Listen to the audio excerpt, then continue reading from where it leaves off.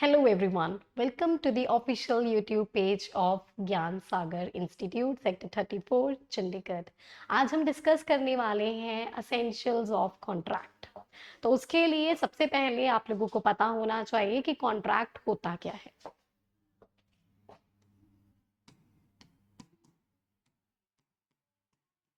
Contract देखिए, अगर हम कॉन्ट्रैक्ट की डेफिनेशन कॉन्ट्रैक्ट एक्ट के हिसाब से करते हैं, that is given under section 2H of Indian Contract Act 1872। तो यहां पे आपका आ जाएगा an agreement which is enforceable by law is a contract. अब an agreement, now what do we mean by agreement?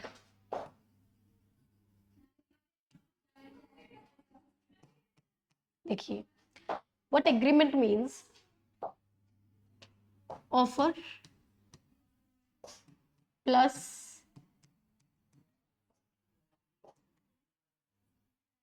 acceptance, offer plus acceptance plus consideration is equal to agreement. And when that agreement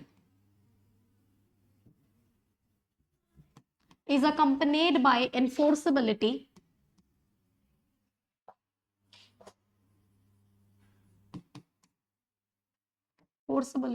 by law, वो आपका बन जाएगा contract.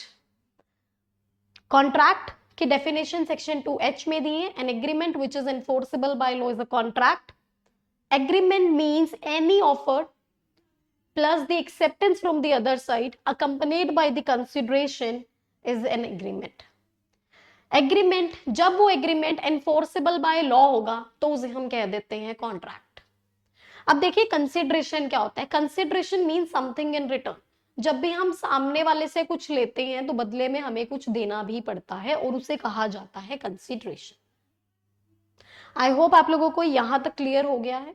अब वो agreement जब enforceable by law है, now what do we mean by enforceability? See if anything happens, अगर contract breach हो जाता है, कोई पार्टी अपना पार्ट परफॉर्म करने से मना कर देता है, and for that in case अगर आप कोर्ट जा सकते हो टू गेट इट इन्फोर्स्ड, तो उसे हम कहते हैं इन्फोर्सेबिलिटी। अगर एग्रीमेंट इन्फोर्सेबल बाय लॉ है यानी उसकी वायलेशन के लिए आप कोर्ट मूव कर सकते हैं, तो वो कॉन्ट्रैक्ट है, अदरवाइज वो कॉन्ट्रैक्ट नहीं है। इन ऑर्डर टू नो कौन सी चीजें कॉन्ट्रैक्ट हैं, कौन सी चीजें कॉन्ट्रैक्ट नहीं है, हमें उसके असेंशियल्स डिस्कस करने पड़ेंगे, जो हमारा आज का टॉपिक है। तो असेंशियल्स डिस्कस करने के लिए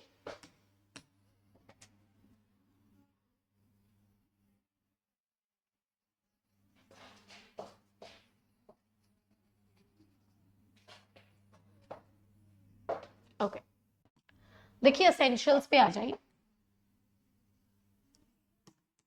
टू डिस्कस असेंशियल्स बेसिकली हमें दो तरफ जाना पड़ेगा। देखिए असेंशियल्स दो तरीके से हम पढ़ते हैं।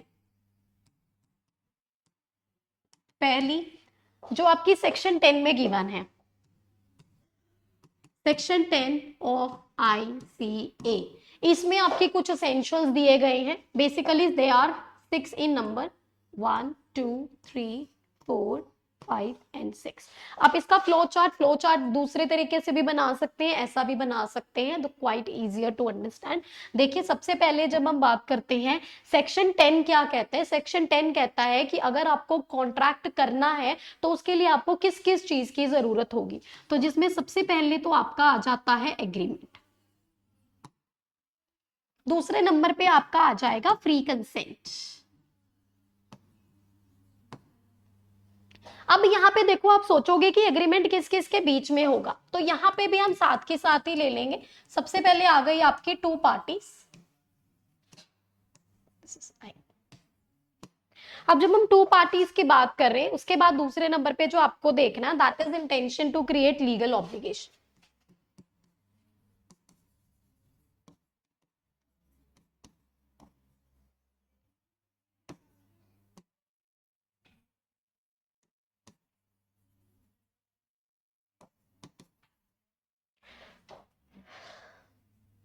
देखिए यहां पे आ जाइए, competency. parties should be competent enough to do a contract. Next is lawful object. Second is lawful consideration. और आखिरी यहां पे आपका आ जाएगा नॉट एक्सप्रेसली डिक्लेयर्ड वॉइड। इनको सीक्वेंस में हम सबको बारी बारी से डिस्कस करेंगे। यहां पे भी आपके 3 4 5, यहाँ पे 6 नहीं है, यहाँ पे आपके 3 4 5 आ जाते हैं। जब हम थर्ड नंबर की बात करते हैं तो यहाँ पे आपकी आ जाएंगी लीगल फॉर्मेलिटीज। दूसरे नंबर पे आपका आ जाएगा certainty of meaning, the meaning should be certain.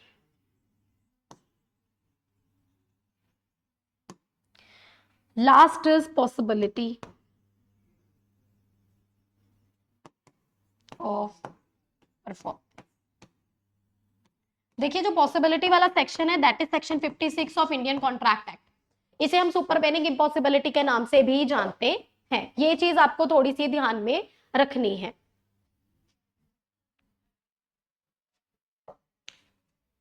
अब इसको शुरू से डिस्कस कर लेते हैं, उसके बाद हम आगे फॉरवर्ड करेंगे। देखो सबसे पहले मैं आपको बता देती हूँ, when we talk about agreement, as we discussed, offer plus acceptance accompanied by the consideration on the other side is agreement. If that agreement is enforceable by law तो वो हमारा कॉन्ट्रैक्ट बन जाएगा। दूसरे नंबर पे आपका आता है फ्री कंसेंट। जब हम फ्री कंसेंट की बात करते हैं तो क्वेश्चन अराइज होता है कि क्या पार्टीज जिन्होंने कॉन्ट्रैक्ट किया उन्होंने अपनी विलिंगनेस के साथ किया, वर द पार्टी फ्री, क्या उन्होंने अपनी मर्जी से किया, जो भी किया, तो हम यहाँ पे कहते हैं यस। अब हमें ये कैसे पता लगेगा कि सामने वाले ने जो किया अपनी मर्जी से किया या नहीं? इसके लिए हमें 5 चीजें ध्यान में रखनी है। हम कहते हैं कि consent is said to be free when it is not caused by, cross लगा रही हूं सो दैट आप समझे कि हम कह रहे हैं not caused by, जब नहीं है, not caused by coercion। Second में आपका आ जाएगा undue influence। Third is your fraud। then next is misrepresentation।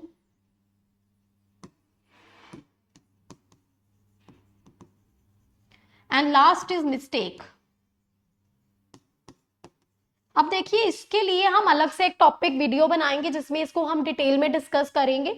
ये जो आपके फर्स्ट 4 हैं, coercion, undue influence, fraud and misrepresentation, इनके लिए आपका जो कॉन्ट्रैक्ट रहने वाला है दैट वुड बी वॉइडेबल। लेकिन यहाँ मिस्टेक के केस में हमें इसको डिटेल में पढ़ना पड़ेगा। मिस्टेक आपकी 2 तरीके की होती है, mistake of fact, mistake of law. जब हम मिस्टेक ऑफ लॉ की बात करते हैं इट इज नॉट एक्सक्यूज। जब हम मिस्टेक ऑफ फैक्ट की बात करते हैं we need to see if it is a bilateral mistake और a unilateral mistake. In case it is a bilateral mistake then the contract is void and if it is a unilateral mistake the contract remains valid. तो contract आपका valid रहने वाला है। अब आ जाइए आप competency.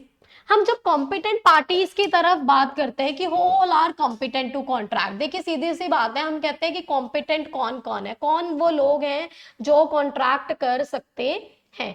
इसके लिए आपको ध्यान देना है, सबसे पहले होने चाहिए मेजर।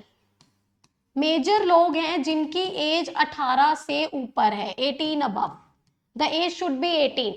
इसके बाद यहाँ पे दूसरे जो लोग आएंगे they would be sound mind, लोग सही दिमाग वाले होने चाहिए। Now who all are sound mind?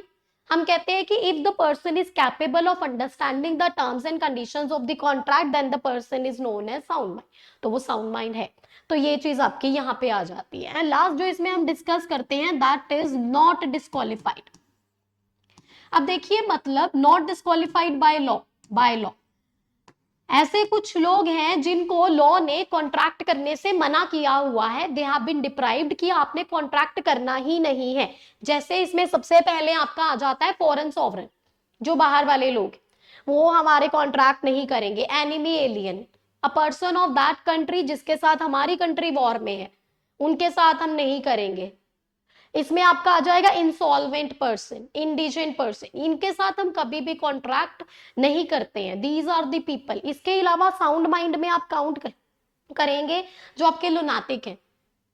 Lunatic person इसमें नहीं आते हैं, ड्रंकन पर्सन इसमें नहीं आते हैं, बिकॉज कहीं ना कहीं उनकी जो रैशनल माइंड है इट हैज बीन अफेक्टेड, तो इसीलिए हमने इनको डिस्क्वालीफाई किया है कि ये वो लोग हैं जो कभी भी कॉन्ट्रैक्ट नहीं करेंगे। Next is lawful object. जब हम लॉफुल ऑब्जेक्ट की बात करते हैं तो देखो लॉफुल ऑब्जेक्ट का मतलब होता है कि जिस पर्पस के लिए आपने कॉन्ट्रैक्ट किया है, जिस भी पर्पस के लिए आपने कॉन्ट्रैक्ट किया है वो लॉफुल होना चाहिए। For example giving a room for rent to live, अगर वो रूम आपने रेंट पे दिया है रहने के लिए तो वो वैलिड है, object is lawful. But if the home is the room, basically we are talking about, अगर वो रूम आपने रेंट पे दिया है, रेंट आउट किया है for the purpose of gambling, तो आपका ऑब्जेक्ट यहीं पे अनलॉफुल हो गया and the contract becomes void. यहाँ पे कॉन्ट्रैक्ट हुआ ही नहीं, यहाँ पे एग्रीमेंट ही आपका शुरू नहीं होता, it is void. Next is lawful consideration, the thing which you are giving in return, जो चीज आप बदले में दे रहे हो it should be valid one. इसको भी हमने किया था डिस्कस, जैसे मनी, रेंट के लिए, rent is always in money, monetary terms में हमेशा आपने रेंट देना है, लेकिन क्या आप सामने वाले को बोल सकते हो कि if I have in my possession some drugs, तो आप रेंट के बदले वो ड्रग्स ले लें, then it is not allowed, ये वैलिड ही नहीं है, आप नहीं दे सकते हो। Last but not the least, because we have so many other जो सेक्शन 10 में कवर नहीं होते हैं, then is not expressly declared void by law. There are some contract जो लॉ ने ही आपको करने से मना किया हुआ है, लॉ ने आपको मना कर दिया है कि वो आपने करना ही नहीं है, जैसे agreement in restraint of trade, agreement in restraint of marriage, agreement in restraint of legal proceeding, wagering agreement, ये आपके वैलिड नहीं है, लॉ ने आपको ये करने से मना किया हुआ है। आप किसी को नहीं रोक सकते हो कि आप किसी को ट्रेड करने से, आप नहीं कह सकते हो कि आप पूरी लाइफ के लिए कभी काम नहीं करेंगे, अलाउड ही नहीं है। आप किसी को शादी करने से नहीं रोक सकते हो, आप किसी को उनकी लीगल रेमेडी जो है उनके पास कोर्ट जाने वाली वो इंजॉय करने से नहीं रोक सकते हो, तो ये सारे आपके इसमें आते हैं। कमिंग ओवर टू दिस, जो सेक्शन 10 में नहीं है, कॉन्ट्रैक्ट कभी भी हम अपने आप से नहीं करते, अगर हम एग्रीमेंट की भी बात करें तो we need at least 2 persons for it, 2 party कम से कम, ज्यादा से ज्यादा कितनी भी आपकी हो सकती है, कम से कम वी नीड 2 पार्टीज, एक ऑफर करेगा और सामने वाला एक्सेप्ट करेगा। Next is intention to create legal obligation. देखो this is the major difference between an agreement and a contract. Intention to create legal obligation हम कहते हैं social agreements. Now what are social agreement, जो हम आपस में कर लेते हैं, will you come at my home for dinner, आप एक्सेप्ट कर लेते हो, this is social agreement and this will not give arise to any legal obligation और ड्यूटी। अगर मैं नहीं भी आती हूँ आपके घर, आप मेरे घर नहीं आते हो, मुझे लॉस हो जाता है, we can not claim it because it's a social arrangement. इसका जो इसका मेन आपका केस आएगा वो हम यहाँ पे हस्बैंड वाइफ का केस करते होते हैं एक डिस्कस, उसे हम डिस्कस करेंगे। The case name is बेल्फर versus बेल्फर। बेल्फर versus बेल्फर husband wife का केस है, जिसमें हस्बैंड वाइफ जो है वो घूमने के लिए जाते हैं, वहां पे हस्बैंड वापस आके प्रॉमिस करता है सेंड यू मनी, नहीं करता है, वाइफ ब्रीच ऑफ कॉन्ट्रैक्ट लगा देती है। तो यहाँ पे कोर्ट कहता है कि this is actually case of maintenance, husband's duty bound to maintain the wife but it is not a contract, that is a social nature agreement. यहाँ कोई उन दोनों का इंटेंशन ही नहीं था to create a legal obligation between these 2 people, तो ऐसा यहाँ पे नहीं है। हमारा अगर इंटेंशन है लीगल ऑब्लिगेशन क्रिएट करने का तो होगा, सोशल एग्रीमेंट्स इसका पार्ट नहीं है। लीगल फॉर्मेलिटीज की बात करें तो देखो वैसे तो हम कहते हैं कि आप कॉन्ट्रैक्ट ओरली कर लीजिए या रिटर्न में कर लीजिए, it is totally your wish, आप ओरल करना चाहते हैं ओरल करें, return is not compulsory, but फिर भी एज अ प्रूफ एविडेंस के लिए हम कुछ चीजों को रिटर्न में कर लेते हैं। तो अगर कोई चीज लॉ में ही रिक्वायर्ड है कि वो लीगल फॉर्मेलिटी आपको पूरी करनी है तो वो आपको पूरी करनी पड़ेगी। इसका एग्जांपल आपको दे देती हूँ, contract of insurance. Contract of insurance हमेशा आपके राइटिंग में ही होते हैं, तो वो हमेशा राइटिंग में ही होंगे। अगर आपने कॉन्ट्रैक्ट ऑफ इंश्योरेंस कर लिया है and it is not in writing तो आपका कॉन्ट्रैक्ट ही नहीं है। Next is certainty of meaning. The meaning of contract, जो भी आप कर रहे हो मीनिंग की बात कर रहे हैं हम, ये क्लियर होना चाहिए, but actually you are implying the thing should be certain. For example if I ask you कि आप मुझे 100 टन ऑफ ऑयल दे दीजिए, तो what kind of oil am I demanding, कौन से ऑयल की बात हो रही है, is it a coconut oil, is it a petroleum, तो हमें नहीं पता, हमें नहीं पता कि हम किस चीज की बात कर रहे हैं, तो इसीलिए यहाँ पे आपका मीनिंग क्लियर नहीं है। The meaning should be clear. For example या तो वो दे दीजिए या वो दे दीजिए, तो आपको डिसाइड करना पड़ेगा कि आप किस चीज की बात कर रहे हो, उसकी बात कर रहे हो या उसकी बात कर रहे हो। If it is a well if it is a red car और अ वाइट कार, तो ये आपको इंश्योर करना पड़ेगा। ये चीज यहाँ पे आपकी आ जाती है। Last is possibility of performance, that is section 56 एक्सिल। हाँ जी, ले लीजिए please. Next is possibility of performance. जब हम पॉसिबिलिटी ऑफ परफॉर्मेंस की बात करते हैं, देखो the contract should be capable enough of getting perform.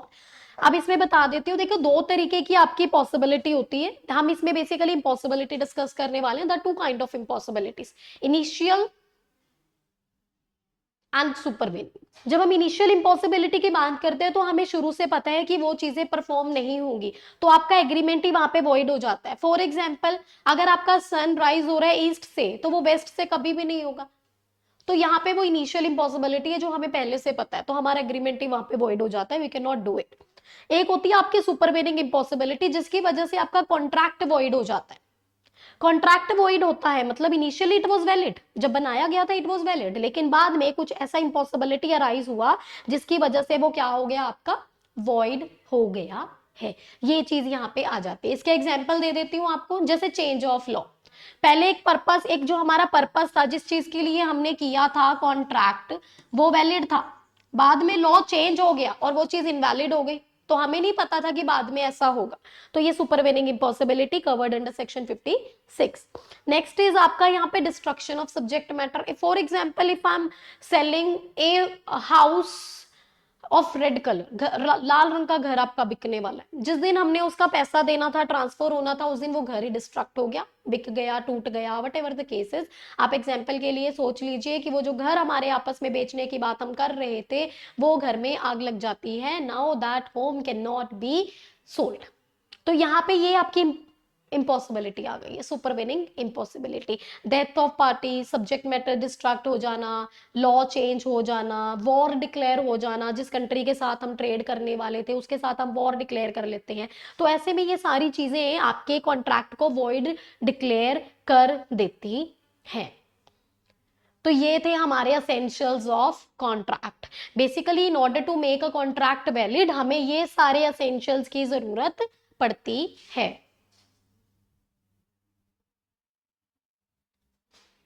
Please drop your doubts in the comment section if in case you have any.